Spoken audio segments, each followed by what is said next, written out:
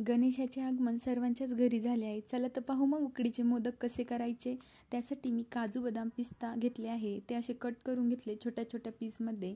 कढईमध्ये तूप टाकले एक पळी, त्यामध्ये खसखस टाकली, काजू बदाम थोडेसे खरपूस फ्राय करून घेतले, त्यामध्ये थोडासा बारीक रवा टाकून घेतला, थोडे तूप टाकले कमी वाटले म्हणून, पुन्हा एकदा परतून घेतले। ते सर्व जिन्नस थंड होण्यासाठी बाजूला काढले। त्याच कढईमध्ये 1 चमचा तूप टाकले, 2 मोठ्या आकाराचे नारळ मिक्सरला बारीक करून घेतले होते ते टाकून घेतले, चवीनुसार गूळ टाकून घेतला, काजू बदाम व रव्याचे मिश्रण देखील टाकून घेतले, छानपैकी मिक्स करून घ्यायचे। आता यामध्ये वेलची, सुंठ, जायफळची पूड टाकून घ्यायची। गूळ मेल्ट झाला की लगेच हे सारण एका प्लेटमध्ये थंड होण्यासाठी बाजूला ठेवून द्यायचे। आता एका वाटीमध्ये मी अर्धी वाटी दूध व अर्धी वाटी पाणी घेतले आहे। पाणी व दुधाचे मिश्रण कढईमध्ये ओतून घ्यायचे, त्यामध्ये थोडे तूप व चवीनुसार मीठ टाकायचे।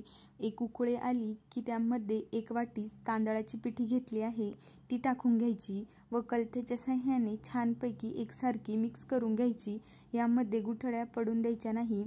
आता यावर झाकण ठेवून 25 मिनिटे वाफ देऊन घ्यायची। वाफाळलेले पीठ आता मी एका प्लेटमध्ये काढून घेणार आहे। पीठ काढून घेतल्यानंतर पीठ गरम आहे, त्यामुळे मॅशरच्या सहाय्याने पहिले मॅश करणार आहे, नंतर हाताला तूप लावून हाताच्या सहाय्याने मऊसूत करून घेतले आहे।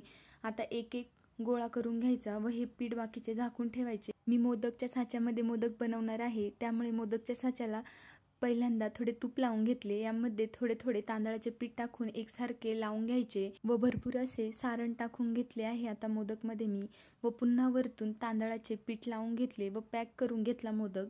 खूप सुंदर असा हा मोदक बनून तयार झाला आहे।